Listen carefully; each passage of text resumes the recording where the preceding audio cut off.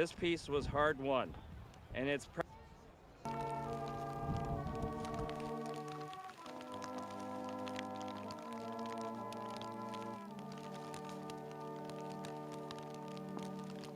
Sergeant at Arms, march on the colours.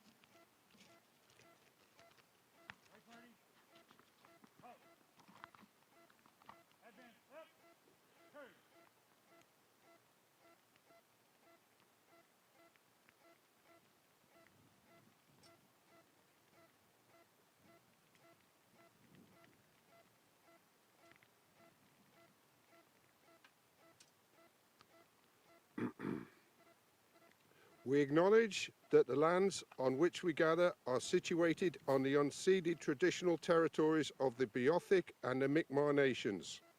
We also acknowledge Labrador traditional homelands of the Innu and the Inuit. We strive to be responsible stewards of the land and commit ourselves to working in the spirit of truth and reconciliation. Therefore, the Royal Canadian Legion Branch 8 has an inherent responsibility to foster healthier relationships with the First Peoples and to further the calls to action as outlined by the Truth and Reconciliation Commission. I'd like to welcome everybody to the Commonwealth War Graves Cemetery and our ceremony this morning. We will start with the national anthem, followed by the last post, 2-minute silence, and the lament from Cadet Flight Sergeant Jago, followed by the rouse.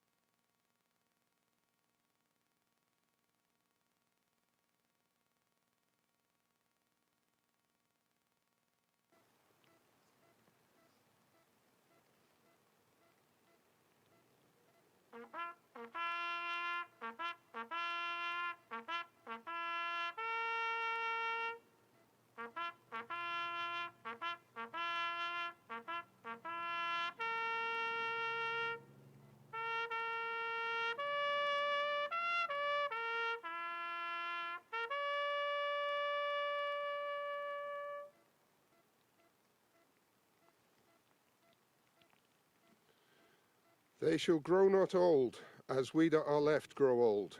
Age shall not weary them, or the years condemn. At the going down of the sun, and in the morning, we will remember them.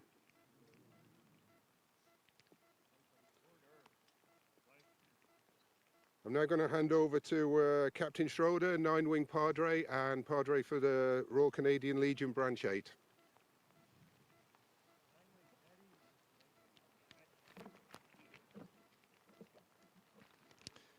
On this solemn day, in this most sacred garden, where many of our veterans have gathered and some of our nation's heroes rest, we gather in memory of those who lost their lives so that we could live in freedom according to the values we hold dear. In a spirit of peace and gratitude, this moment prompts us to reflect on the sacrifices of our heroes and their families.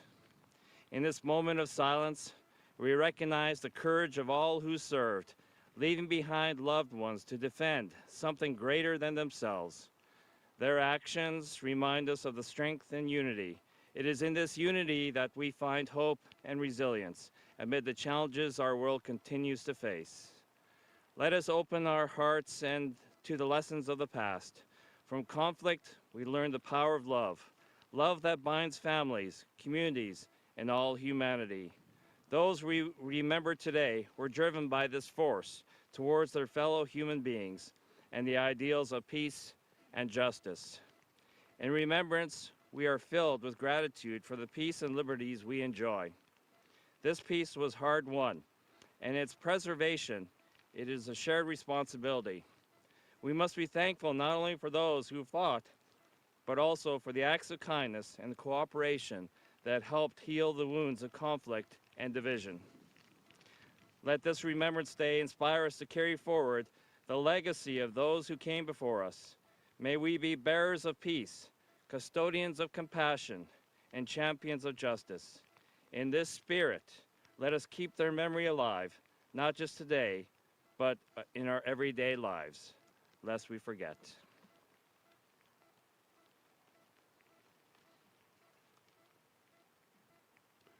We'll now invite Comrade Beulah Cooper to come and announce the order of the laying of the wreaths.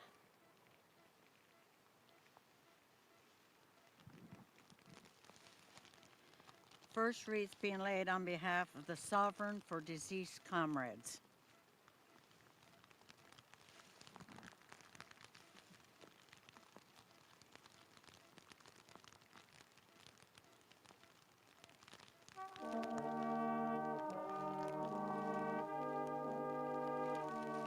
Government of Canada.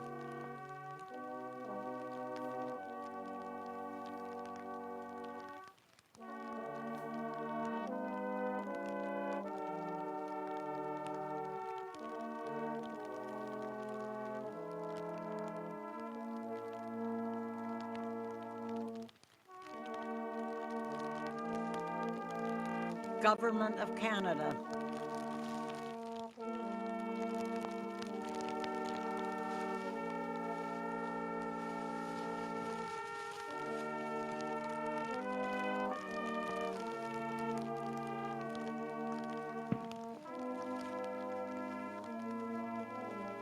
Government of Newfoundland and Labrador.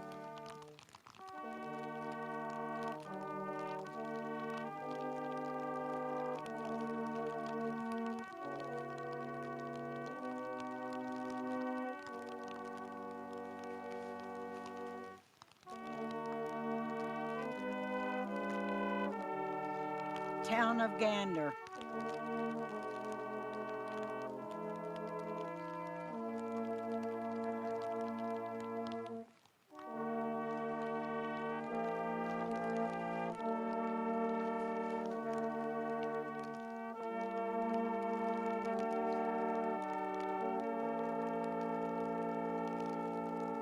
Nine-Wing Gander Canadian Armed Forces.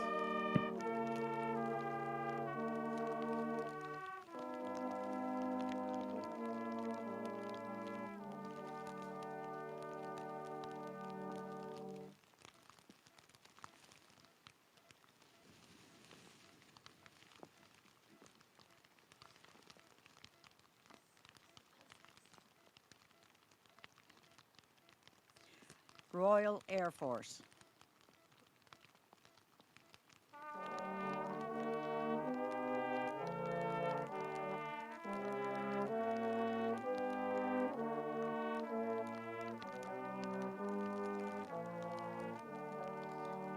Ferry Command.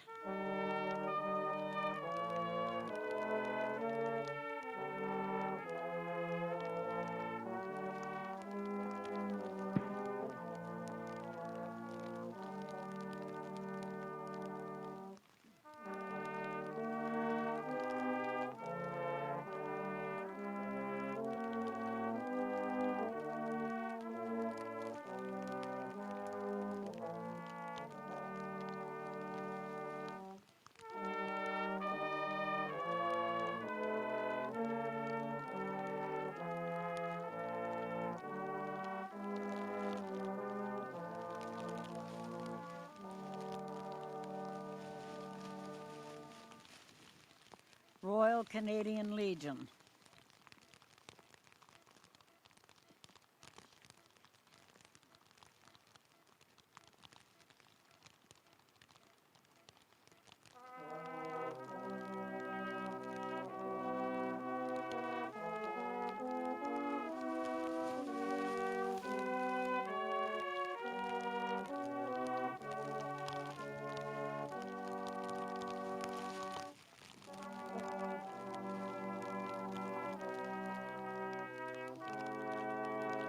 Town of Gander.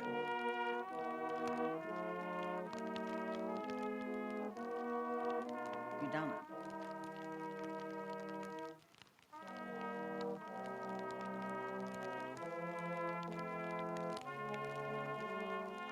Nope. Royal Canadian Mounted Police.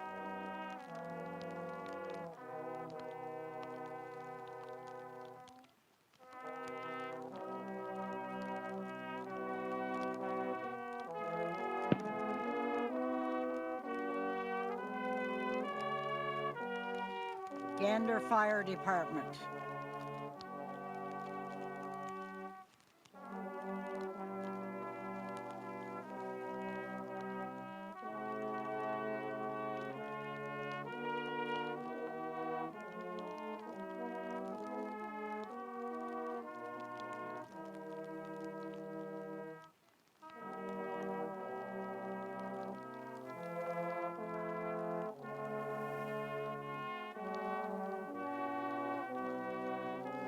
Knights of Columbus.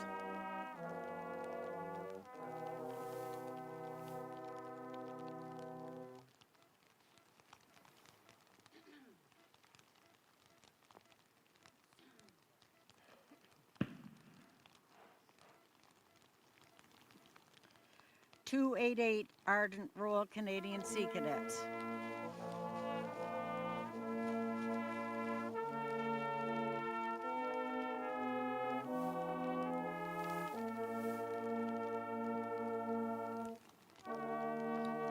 .537 Gander Royal Canadian Air Cadets.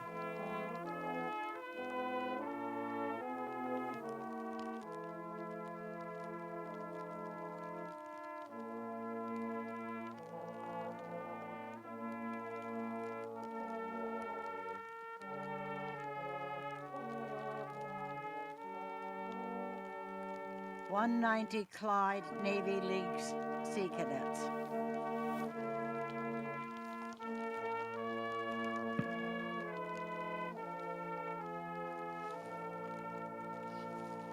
J.P. Bear, Sergeant Gander.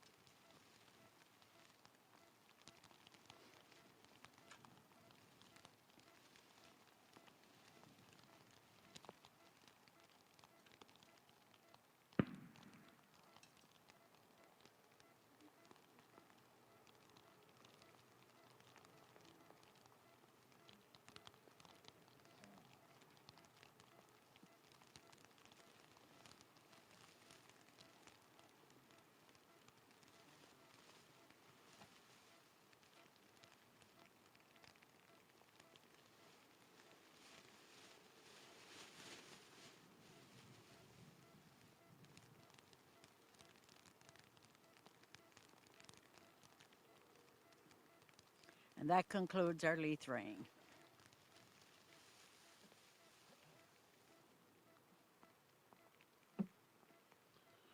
I want to thank you all for coming out today on, well, on a damp day. I believe breakfast is being put on at the All Ranks Club on base. We will conclude the ceremony with the Royal Anthem, followed by the marching off of the colours.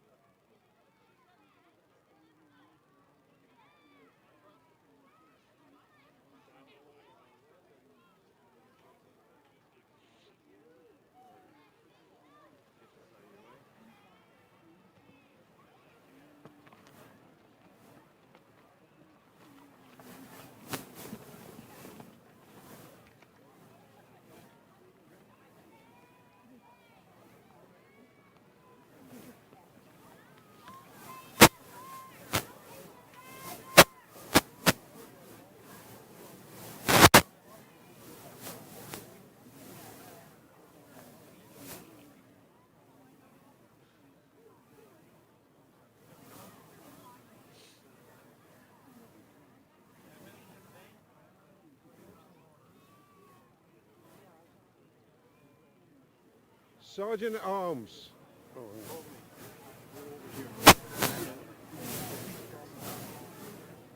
Sergeant at Arms, march on the colours.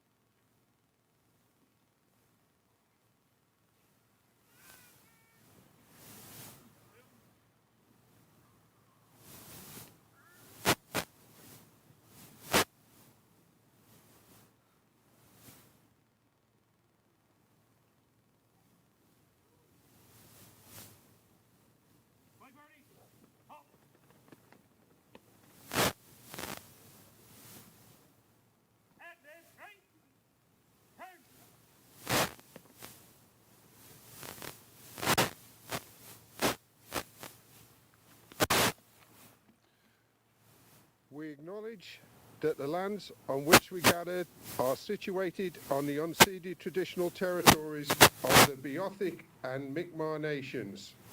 We also acknowledge Labrador as the traditional homelands of the Innu and the Inuit. We strive to be responsible stewards of the land and commit ourselves to working in the spirit of truth and reconciliation.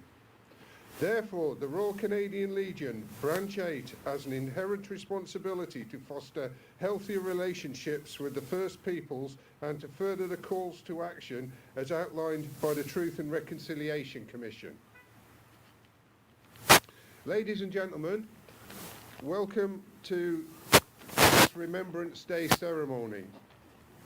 I have a short message from the Prime Minister of Canada to read out before we get started.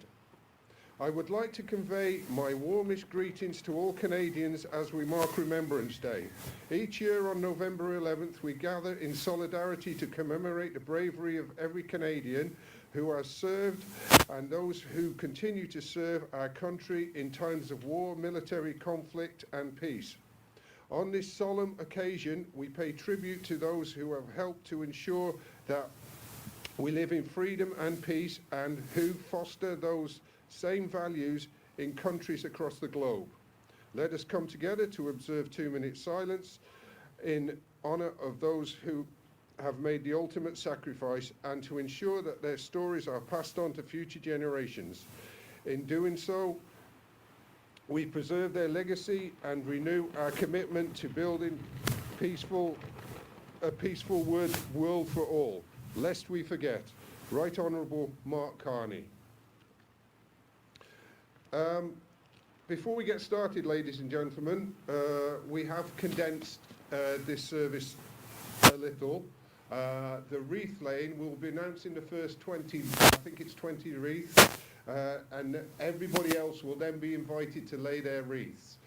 Sorry about this, but due to the inclement weather, we have needed to condense the event a little bit. We will start off now with the Salvation Army Band playing O Canada. That will be followed by the Last Post, 2-minute silence. Then Cadet Flight Sergeant Ben Jacob will play the Lament, followed by the Rouse.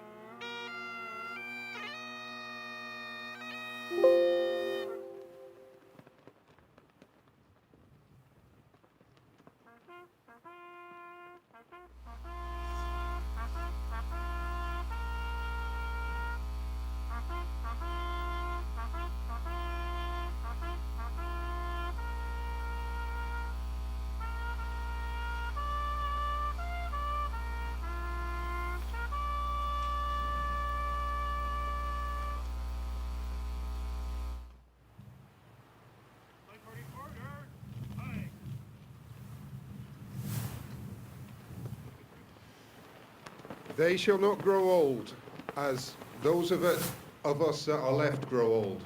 Age shall not weary them, or the years condemn. At the going down of the sun and in the morning, we will remember them. I now ask Captain Schroeder, 9 Wing Chaplain, and Gander Legion Branch 8 Chaplain to come and lead us in prayer.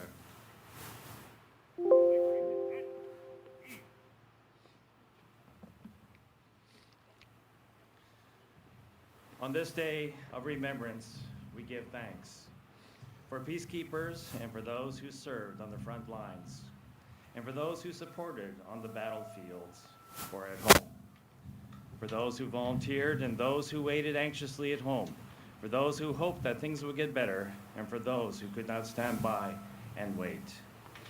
We give thanks for those who believed that the world could be a better place, and for those that still do. We remember those who paid the ultimate sacrifice, trusting that others could and would carry the torch.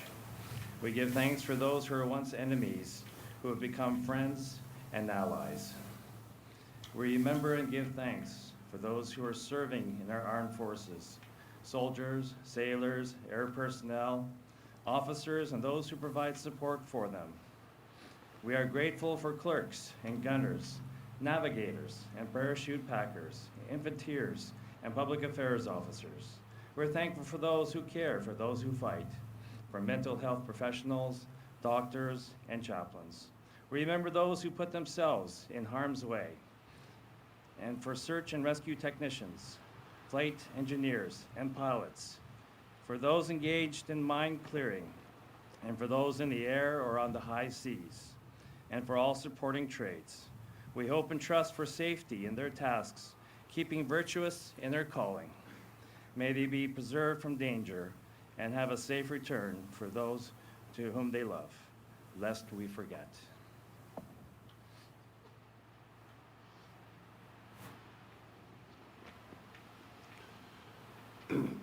We will now have a reading of Flanders Fields by Cadet Petty Officer 1, Colin Osmond.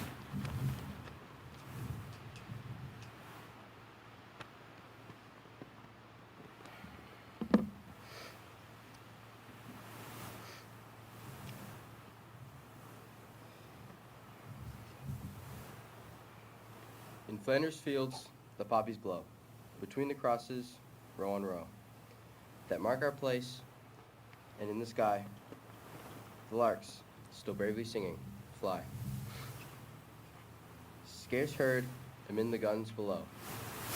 We are dead, short days ago. We lived, felt dawn, saw sunset glow. Loved and were loved, now we lie in Flanders Fields. Take up our quarrel with the foe. To you from failing hands we throw the torch. Be yours to hold it high.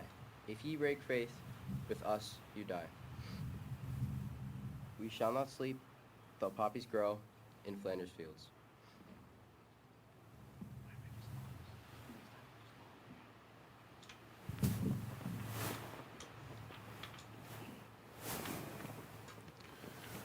Comrade Beulah Cooper will now announce the order of wreath laying.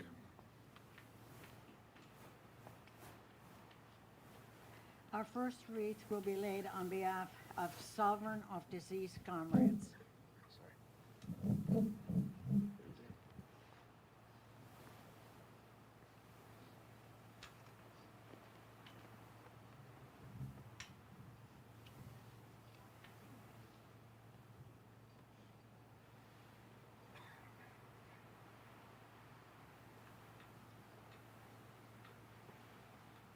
Government of Canada.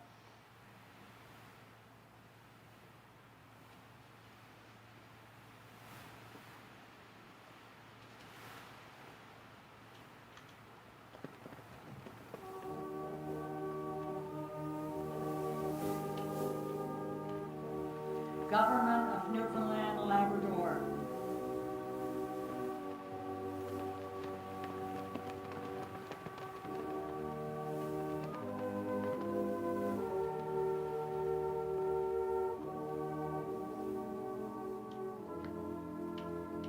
Town of Gander.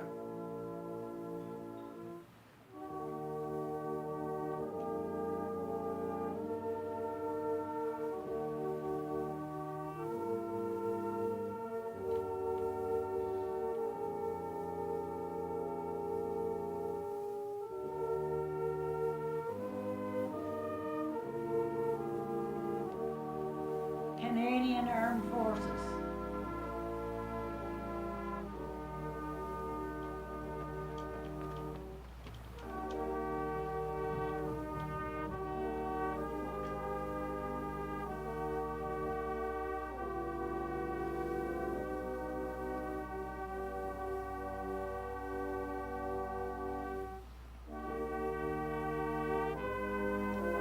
Royal Air Force.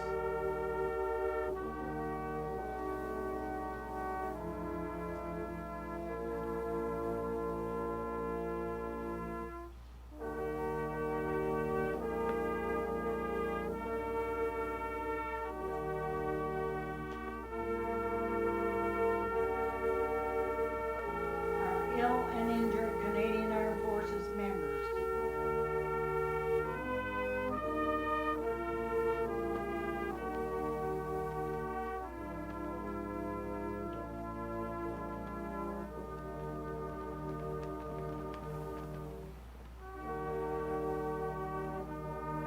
Ferry.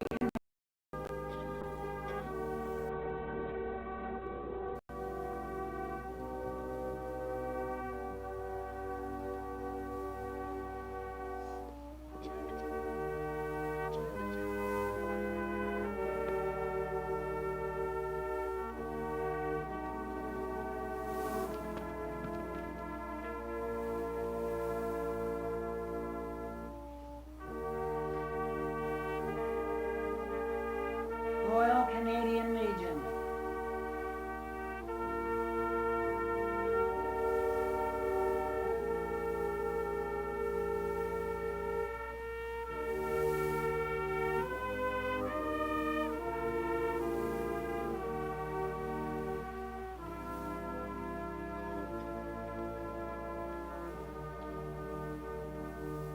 Royal Canadian Mounted Police.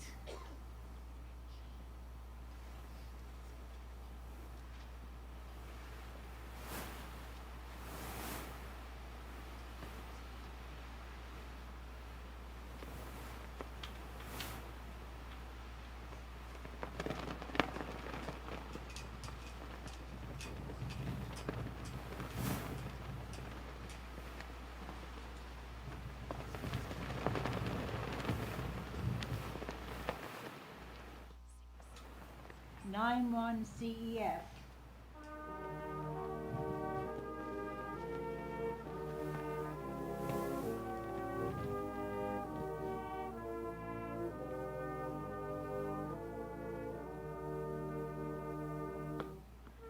Five CRPG.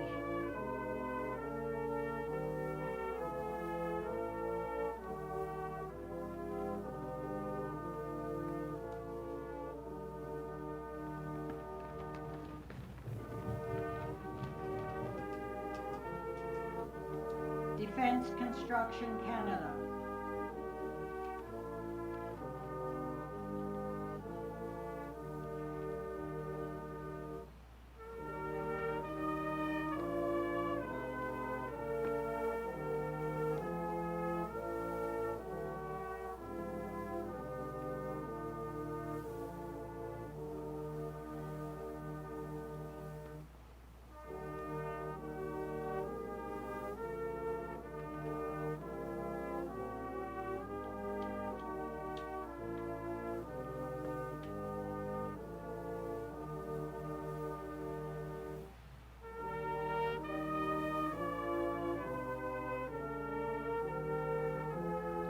Gander Military Family Resource Center.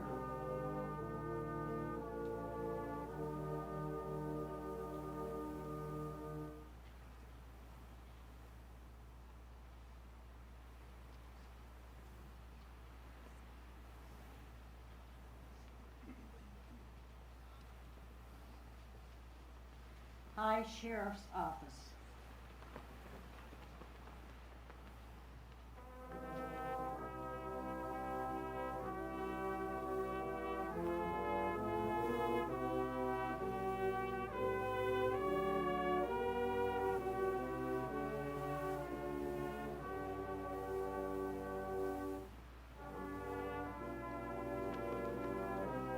Gander Fire Department.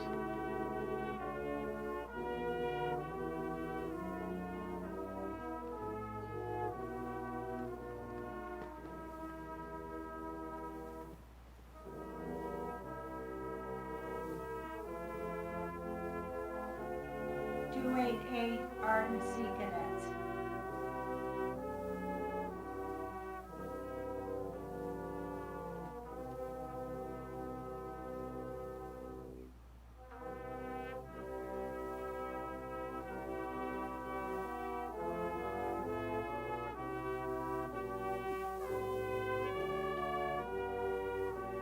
.537 Air Cadets.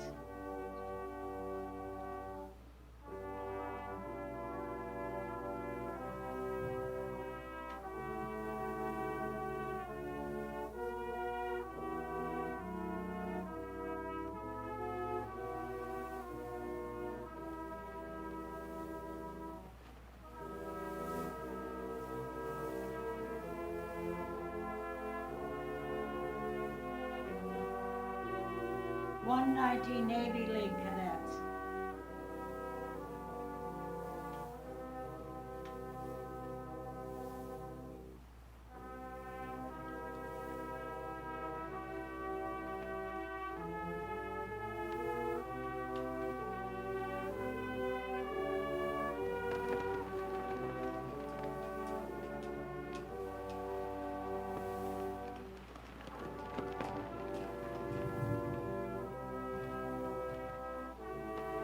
J.P. Bear, Sergeant Gander.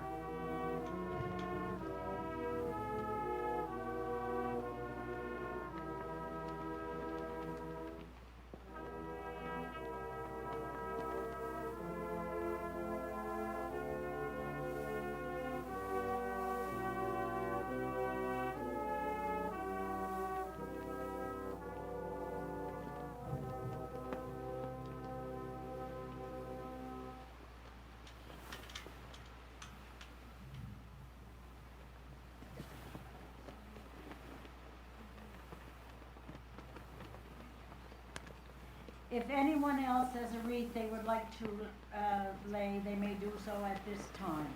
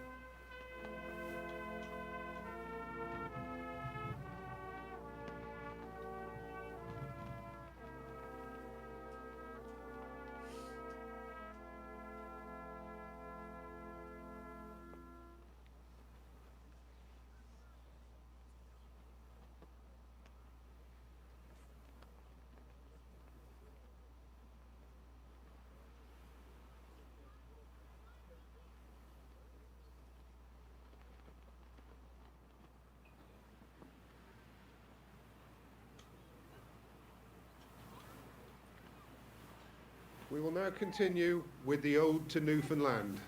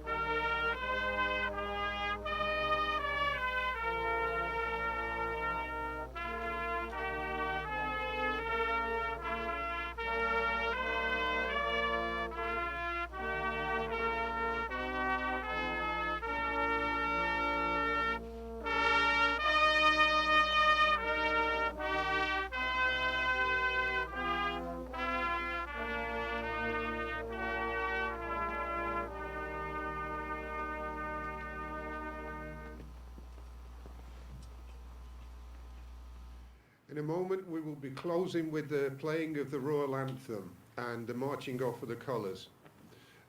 Before we do that, I would just like to remind you that there's soup and chilli on at the Legion, and you're all welcome to come back there. Thank you all for coming out today on such a blustery day. Luckily, the rain held off. So we will now close with the Royal Anthem.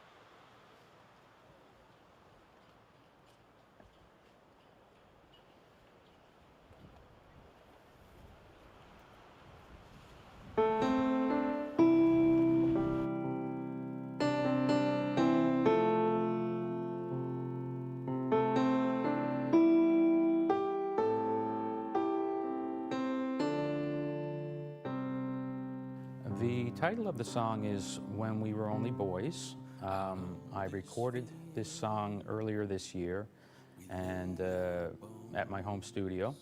I created the video really as a tribute to the Blue Pootees, to the Royal Newfoundland Regiment, and really to the ultimate sacrifice that they made at Beaumont Hamel on July 1st of 1916. For those of people who don't really know the details, of the approximately 800 Newfoundland soldiers that went over the top that morning, only 68 were able to answer the roll call the next morning. So lyrically, with this song, I tried to tell it through from the perspective of one of those Newfoundland soldiers.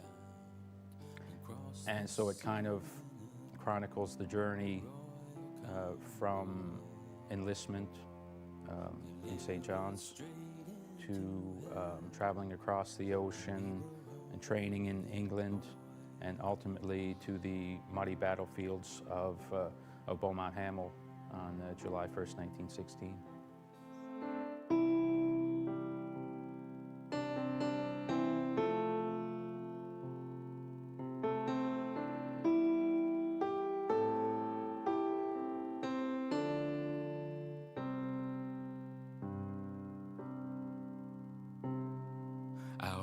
this field we lay our bones, and if the ground would dry, the wind could carry us home over the trenches, above the noise, where we fought like grown men when we were only boys. From far we came, from bay and town. We signed our names and boarded for England bound, and crossed the sea in a royal convoy, delivered straight into hell when we were only boys.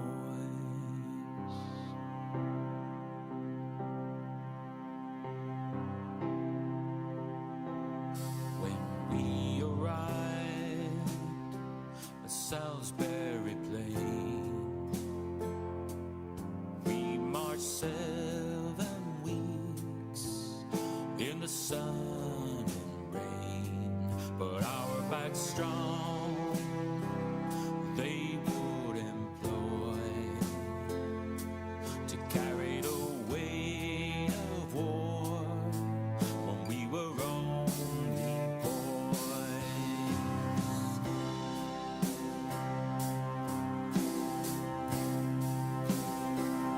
Now at the sun down in St. John's Road, we waited for the word and did as we were told.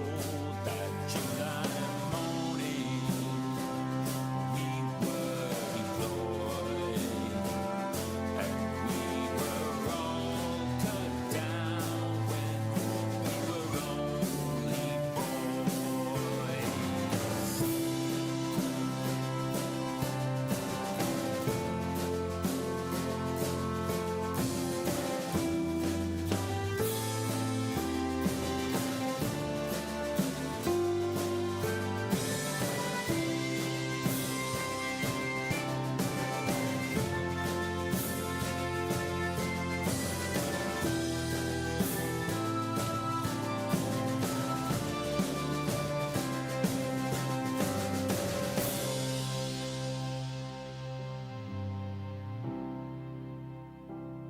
Out on that field, we laid our bones, and when the ground did dry, the wind carried us home over the land we had destroyed, into our mother's arms when we were only boys.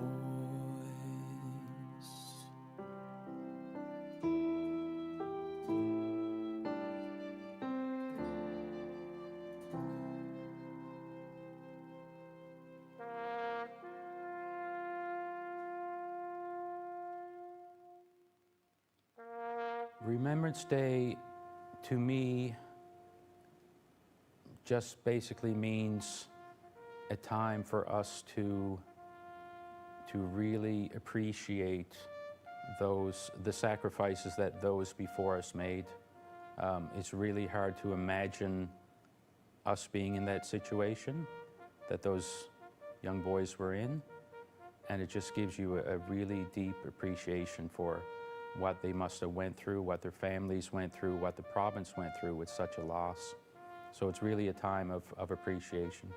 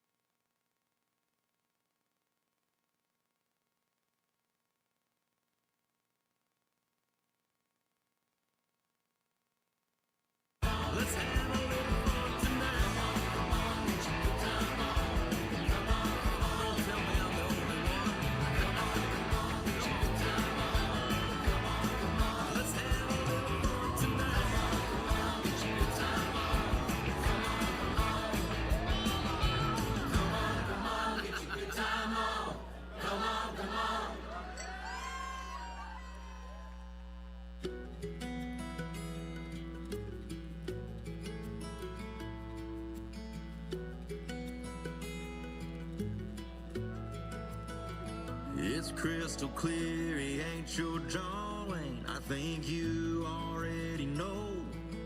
Love takes two to two-step, and he don't want a do-si-do. If forever's on your wanted poster, then he's just a waste of time. Should you stay or should you leave, girl? You don't have to ask me twice. I'll tell you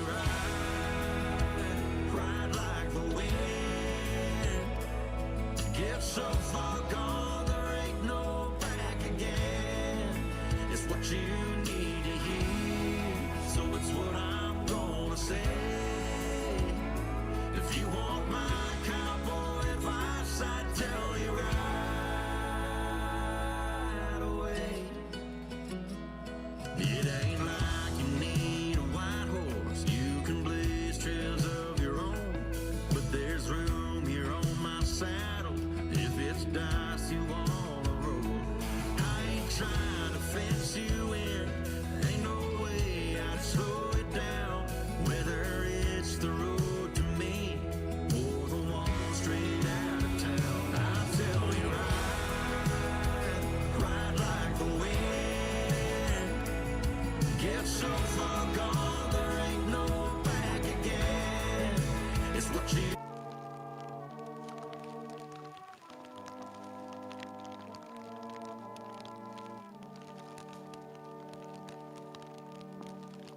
Sergeant at Arms, march on the colours.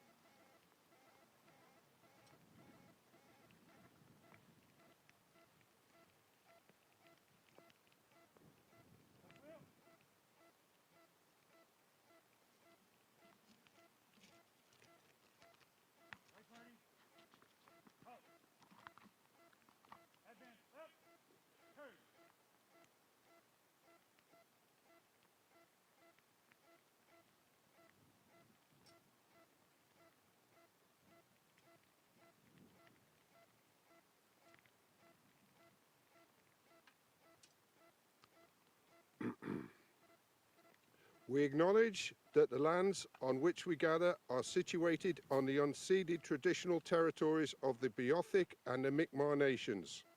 We also acknowledge Labrador as the traditional homelands of the Innu and the Inuit. We strive to be responsible stewards of the land and commit ourselves to working in the spirit of truth and reconciliation. Therefore, the Royal Canadian Legion Branch 8 has an inherent responsibility to foster healthier relationships with the First Peoples and to further the calls to action as outlined by the Truth and Reconciliation Commission.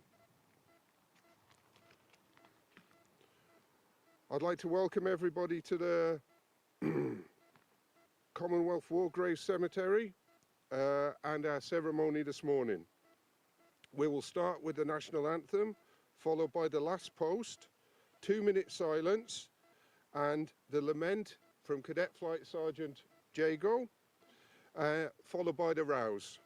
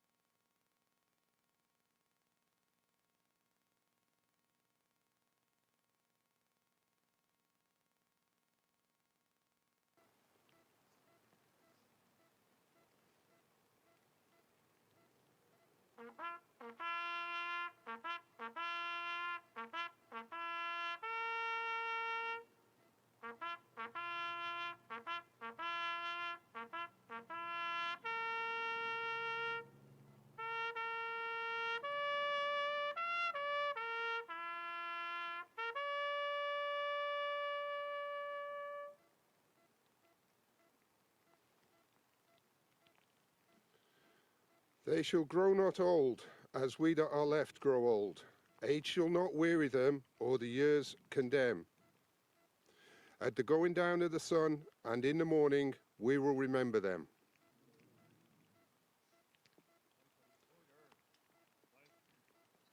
I'm now going to hand over to Captain Schroeder, 9-Wing Padre, and Padre for the Royal Canadian Legion Branch 8.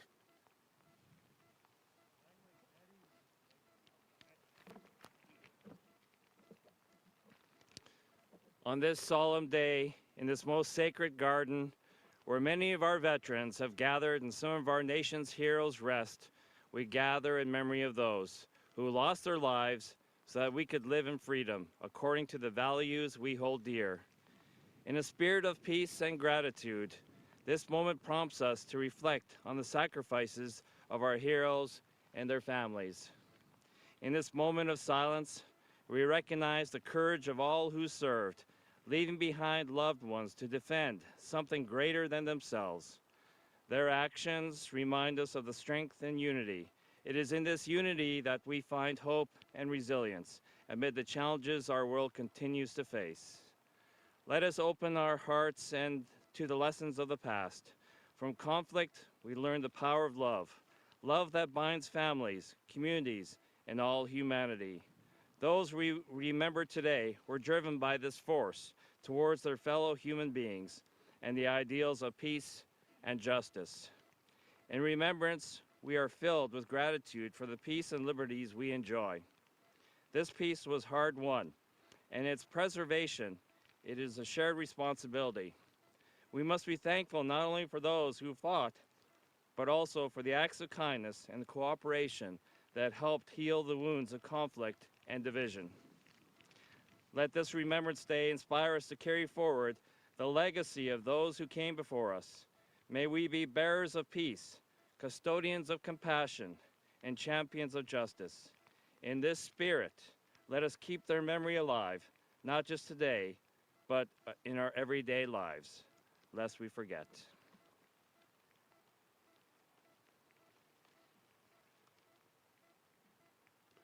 We'll now invite Comrade Beulah Cooper to come and announce the order of the laying of the wreaths.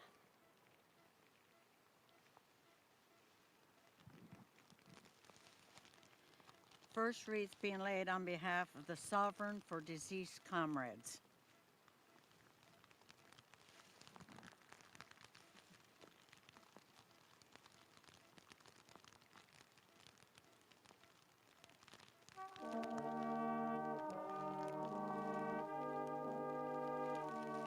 Government of Canada.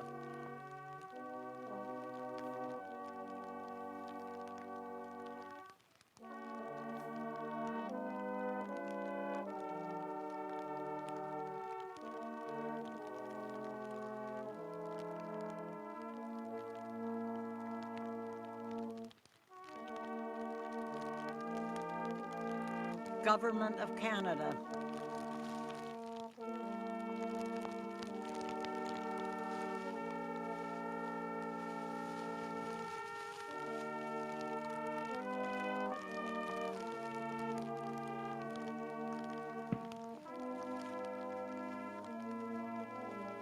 Government of Newfoundland and Labrador.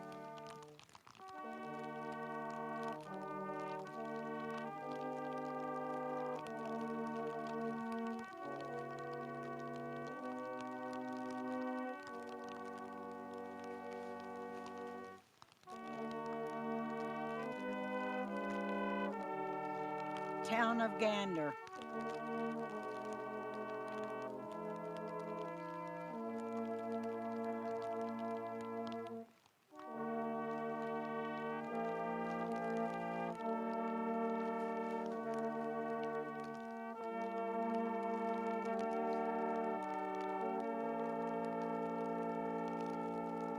Nine-Wing Gander Canadian Armed Forces.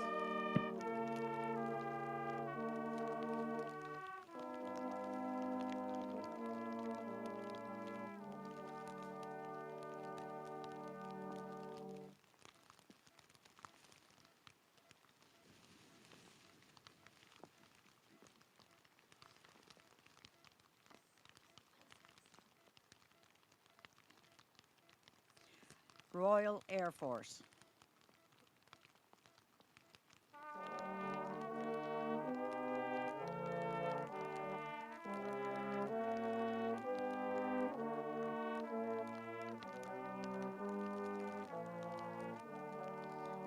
Ferry Command.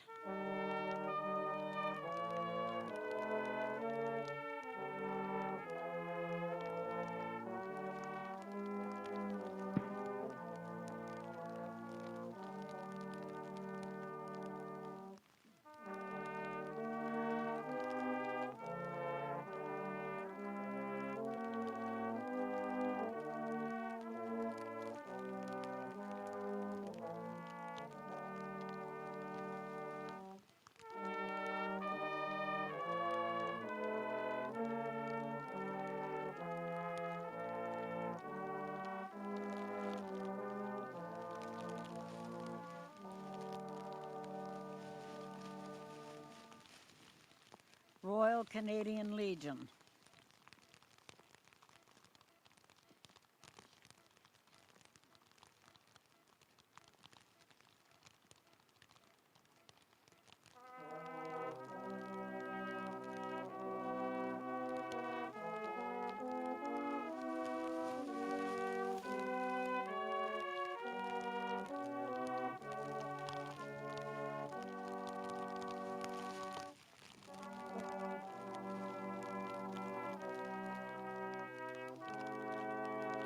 Town of Gander.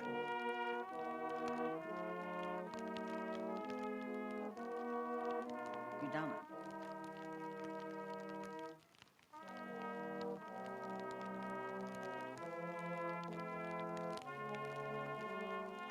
Nope. Royal Canadian Mounted Police.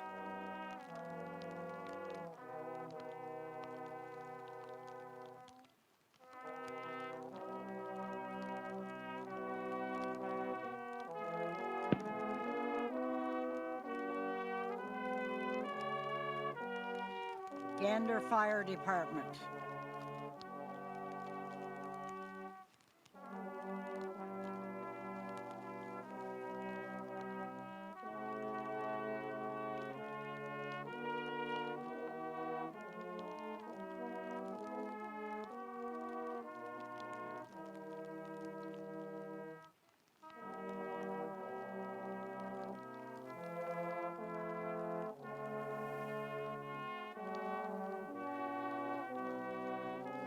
Knights of Columbus.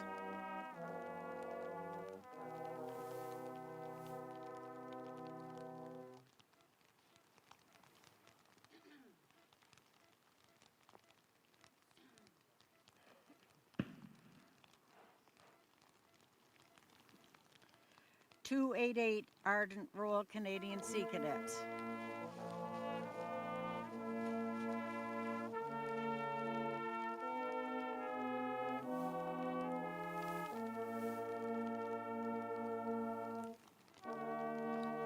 .537 Gander Royal Canadian Air Cadets.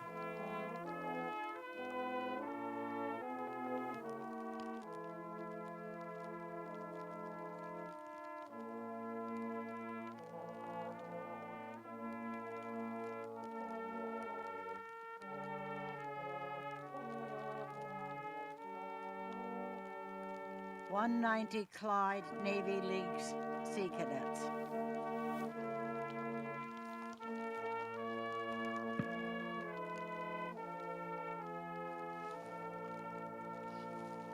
J.P. Bear, Sergeant Gander.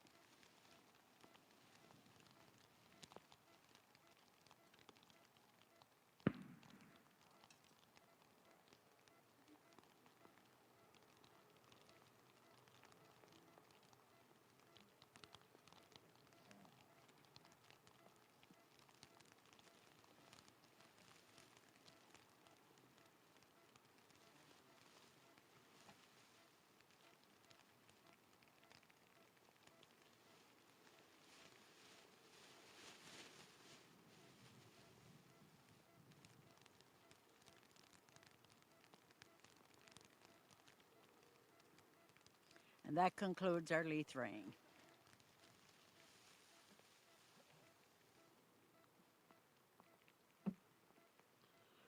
I want to thank you all for coming out today on, well, on a damp day. I believe breakfast is being put on at the All Ranks Club on base.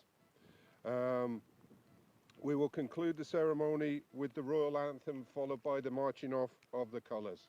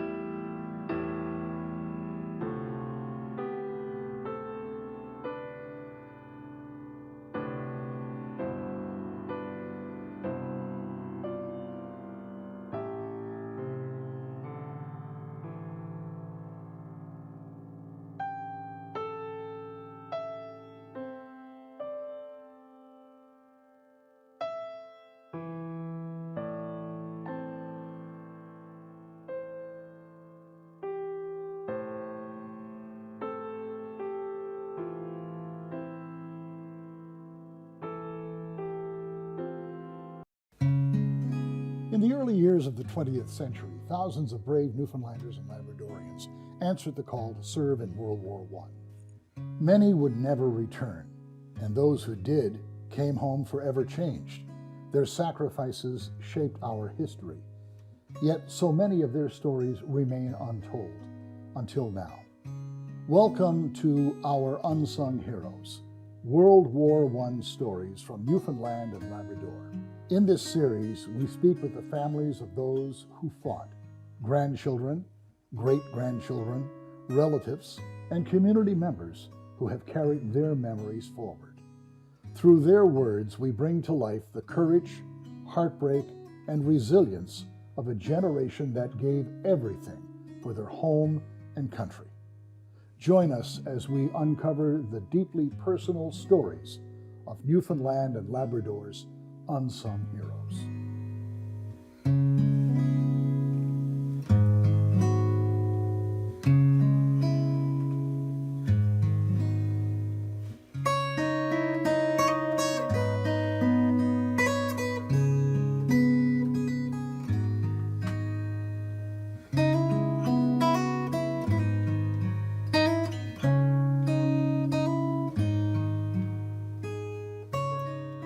Not all battles were fought on land. Many Newfoundlanders served at sea during World War I, including Chesley Miles from Herring Neck. His story is one of bravery and deception, as he sailed aboard a ship designed to outwit the enemy in the dangerous waters of the Atlantic. To share more about Chesley's remarkable service, here's Mike Windsor. Hi, my name is Mike Windsor, and about 45 years ago when I started teaching, and I know I don't look that old, I was given this postcard by a co-teacher, and it had a picture on it of Chesley Miles. And Chesley, as you can see by his cap, served on the HMS Britain, where a lot of the Newfoundlanders trained before they went into service into World War I in the Navy. And Chess's Navy service was very interesting. Chess had humble beginnings. He was born in Herring Neck, and I have his homestead is out there, the foundation, the cellar that belonged to his house, and he also probably not far from his house there's a stage there, and in the stage is probably similar to the one that he served at or did some work at as a boy. And a very humble beginning, very unknown person, which falls in line with our unknown heroes. And Chesley joined up. He was, let me see, I have a service record here. He was born in 1897, but enlisted when he was 19. So for some people, he was a little bit late enlisting. And his war record here shows where he served and was trained on the Britain, which was also known as the Calypso. And one of the postings he had was, I guess the most interesting one, was the Farnborough, the HMS Farnborough, which was a Q5 ship.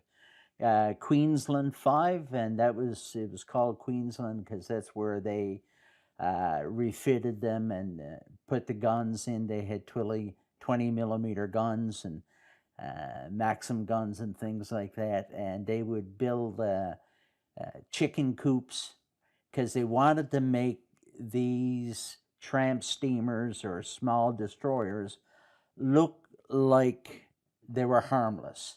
So they kind of had two crews on them. And I never did find out which crew Chesley was on. One was they were all good men of the sea, even the ones that were on the panic party. And that would be there'd be about 24 men on a ship. Half of them would be the professional ones that are seen. And the panic party would be the ones that when they would come across a submarine, they would abandon ship, and it would be in a panic. The Commander Gordon was the captain of the ship. One of the men even had a stuffed parrot on the ship. So when they first encountered their first submarine, the German submarine, he called abandoned ship, and they sent out 4 boats. Now, I want you to imagine back in the Farnborough, the Queen Q5, there were 12 men hidden and 12 men running away in these smaller boats. Don't know which one there was, but there's record of them saying that they had to wait for things to happen because the submarine fired its torpedo. And let's remember that the submarines were trying to destroy the British ships. And this one was fired at quite a distance. But the captain saw it and he didn't try to avoid it. He just went on straight and let the German submarine realize that they were a sitting duck, that the Q5 was a sitting duck. Some of these ships had 4 names because they had a legal name, they had a secret name, and they had different names when they pulled into different ports to prove that they existed. If they were at Lloyd's of London or somewhere like that, they had another name on the ship. So whether you were left on the ship or in that small boat, one of the escape boats, you had to sit and wait. You didn't know what your fate was. You didn't know if you were going to get blown out of the water. You didn't know how long you would have to wait before the German sub surfaced. You were just waiting there with your pet parrot. They call them panic parties because you had some of the men were dressed like women, and they did all sorts of things to throw off the enemy. When the enemy got close enough and surfaced, that's when they dropped the protection and pulled out the Maxim 20s and started firing on the submarine. The first encounter, they destroyed the submarine, and she was sinking slowly, but not fast enough. My grandfather wasn't on the ship when this happened. It was the first time they used a depth charge in warfare. They had used it in practice, but this is the first time they used it in warfare. And they blew the front off the sub, and she sank with no survivors. So Captain Gordon Campbell, figured that the best thing to do was let them even get closer. And he figured that the only thing to do was take a torpedo. You know, it's bad enough to be fired on with a torpedo and see that bubble coming towards you, the line of the bubbles, but he wanted to be hit, and he made sure that the ship that they were on, the Q5, which my grandfather was on now, would take the torpedo in the most harmless area. Some of the ships that were out there had lumber on board, they had casks on board with air in them, so they would stay buoyant even though they would get hit. So, but it took about almost a year before they came across the second submarine. And this one fired the torpedo. The Q5 took the torpedo, and they started to abandon ship as they did before. So now they knew that the submarine was going to be closer and quicker than the previous one that they had sunk. And she surfaced. They revealed the guns. They put up the white ensign to let them know they were a British warship, and they started firing. The first casualty was the captain of the submarine, and he was decapitated. The submarine started to go down again. I think about 8 men survived the sinking sub, but only 2 were rescued from the water. And this is around Ireland, South Ireland, and the Irish Sea around there. So 2 were rescued, and only 1 survived after the rescue to be brought back to Britain. So that was the time my grandfather from Herring Neck, Chesley miles from Herring Neck, got any type of notoriety or whatever. They all got medals for what they did, and Chess was sent back to the Britain again, and then back to overseas again. They would do that, and then one of the last trips they sent him back was back to the Niobe, which was another British ship given to Canada, and it was in Halifax Harbor. And I wanted to get the dates right here. That he was on the 24th of November 17th, which was about, how many days of that? 6 and 6, about 12 or 13 days before the Great Halifax Explosion. And then when I started to read that postcard I gave you, on the back it talks about how he was blown off. He was strapping his razor, and how he was blown off the deck of the ship, the Niobe, and still survived. And I've got some articles here from different newspapers. One of them comes from the Twillingate Sun. And the Twillingate Sun talks about how they took this man on board. They've got him in Lewisport. They were bringing him back to Herring Neck, so the closest place would be get to Twillingate, and how they took care of him and gave him the royal treatment because he was still showing some of his injuries. And he got involved. I guess he recovered so much, and he married Alice Molan out of Musgrave Harbor, and they went to New York, to Brooklyn to live, and she got pregnant, and before their son was born, Chess was taken ill, and it looks like it was probably a piece of iron left from the explosions that he had been in, the sinkings and things like that, and he survived as long as he could, but he didn't survive long enough to see his son. And he died in Brooklyn about 4 months before his son was born.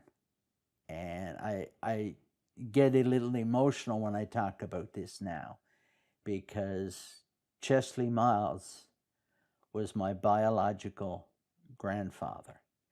Even though I was raised as a Windsor, my father was raised by his great aunt and uncle who were Windsors, but Chesley was his biological father. And I have his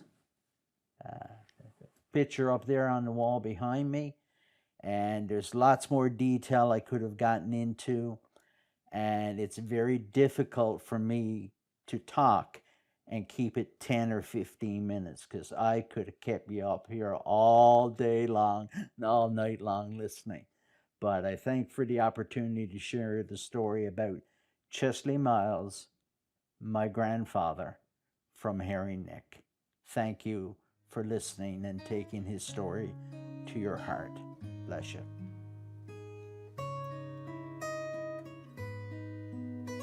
War leaves scars that last long after the fighting ends.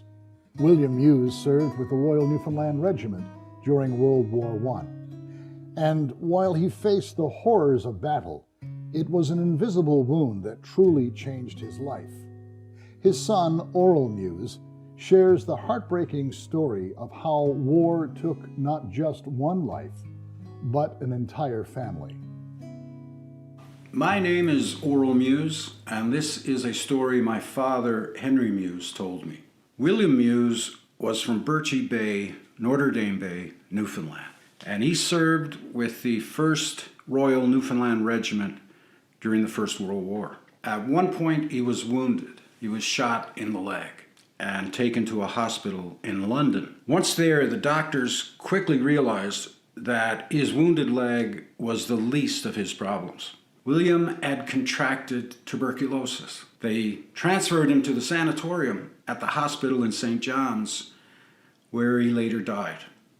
Now, shortly before he was wounded, William had returned home on leave without knowing he had TB.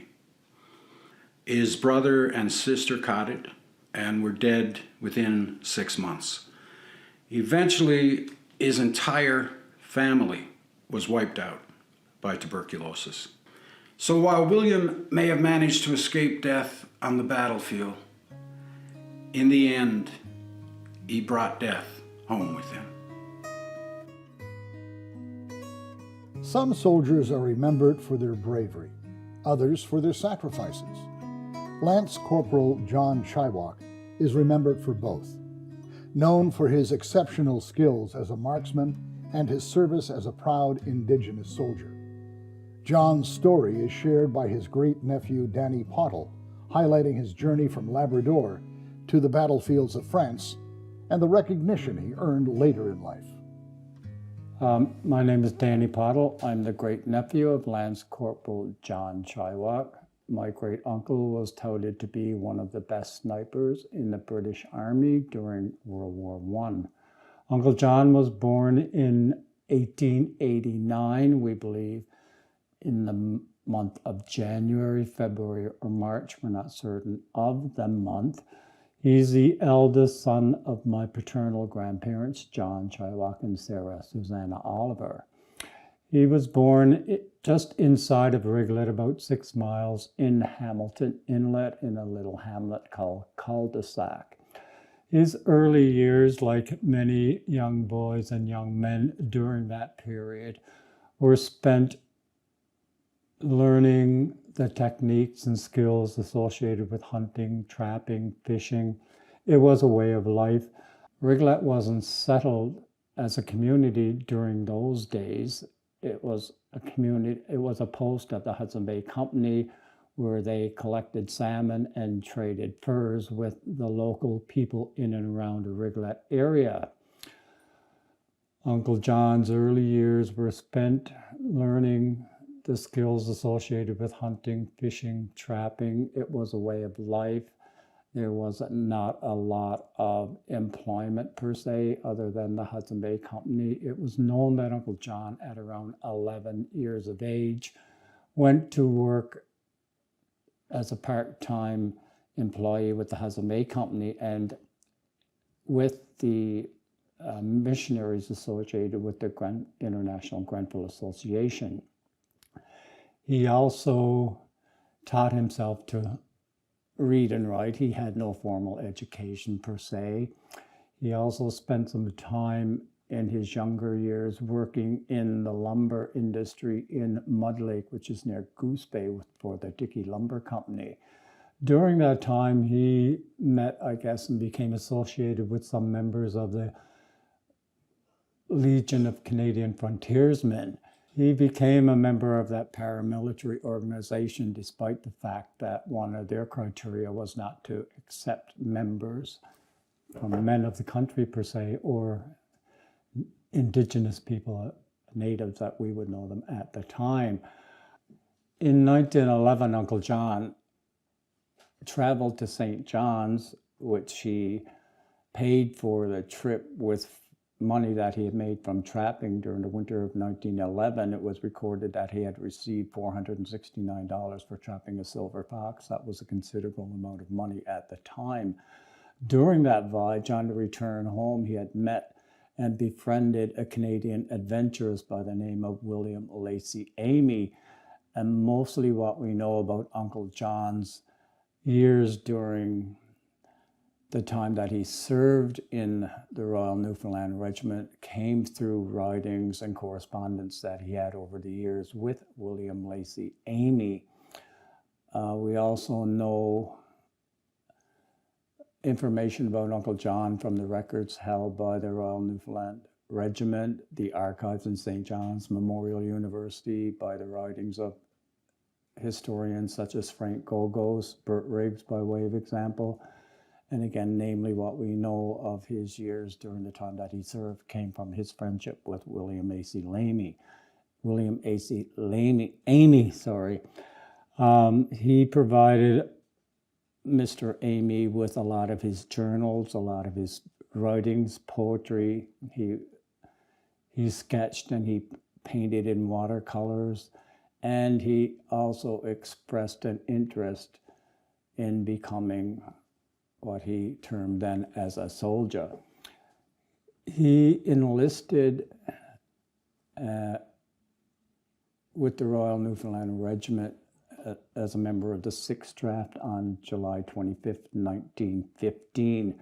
He spent about 3 or 4 months here before he was deployed overseas. He left here by train as far as Quebec City, then on to Montreal, caught the ship, the Corsican, I believe, into Devon, England, ended up in Ayr, Scotland for about 6 months before he was sent to and served in action in France.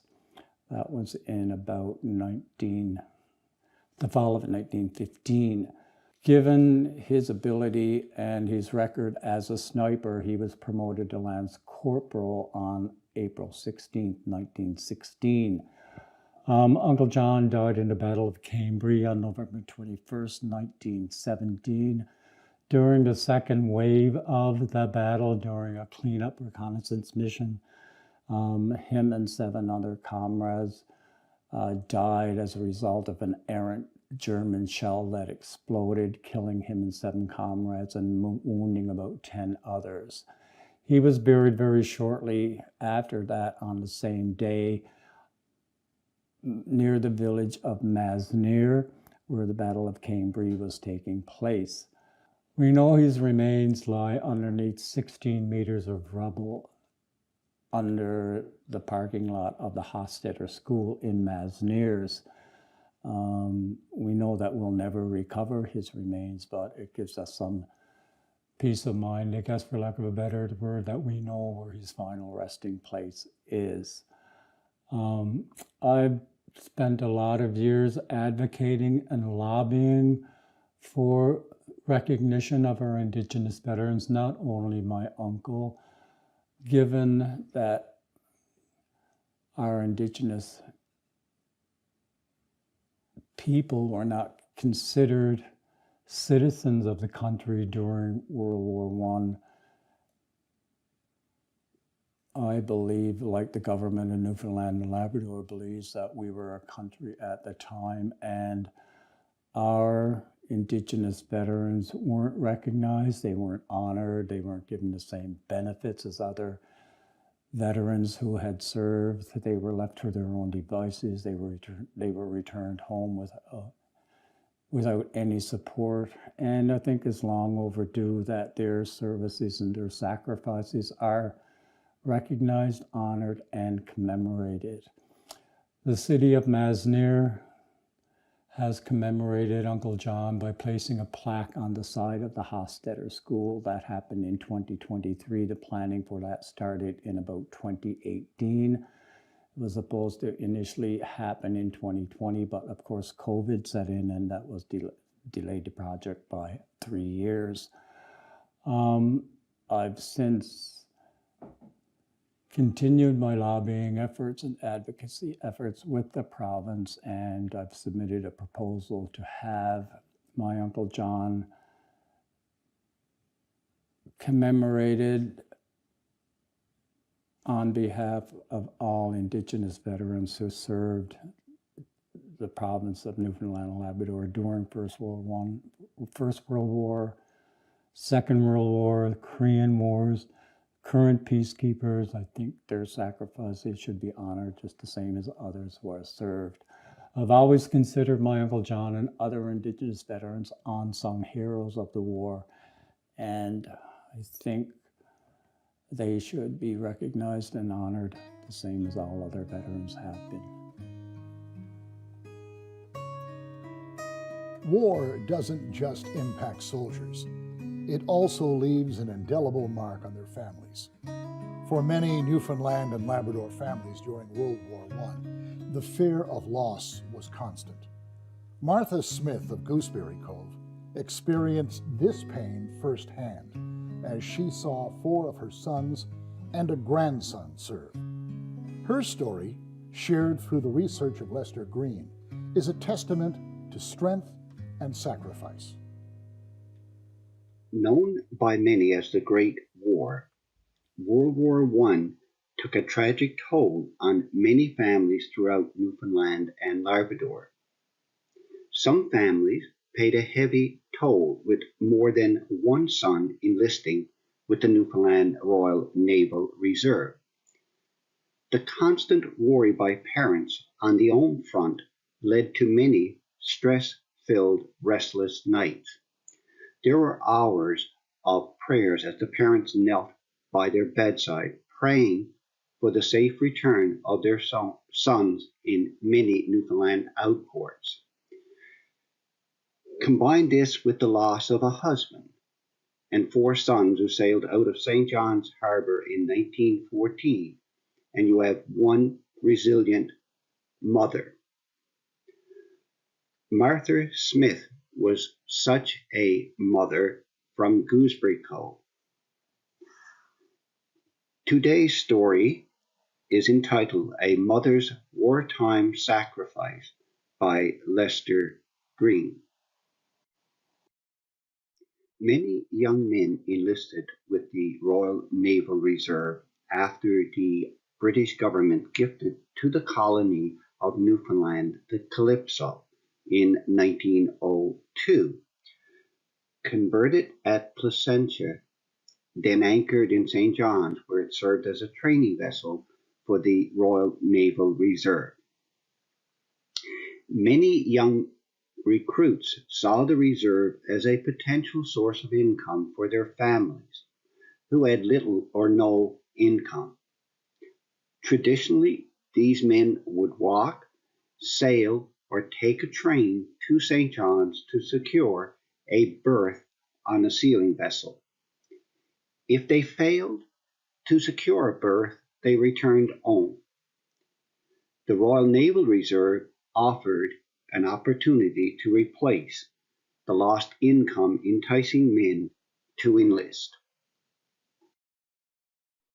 Numerous Newfoundland families had more than one son enlist with the Newfoundland Royal Naval Reserve. This map showing the communities that surround the shores of the Southwest Arm area where a number of men enlisted. In the Southwest Arm area alone, 21 families had more than one son enlisted. Martha Smith and Joseph had 5 sons enlist from the scenic fishing village of Gooseberry Cove, Trinity Bay. The community roots were entangled with the fishery dating back to the late 1600s. Martha and Joseph were married shortly before 1877 in a small school chapel that overlooked a picturesque, now abandoned community called Artsy's Beach. This beach could be best described as a tombolo, using a geographical term. It had a cobblestone beach that offered the early British merchants a means of drying codfish. This in turn was shipped back to European markets. Martha and Joseph were blessed with 7 sons and 2 daughters. The oldest sons were Moses Smith, seen in this photograph,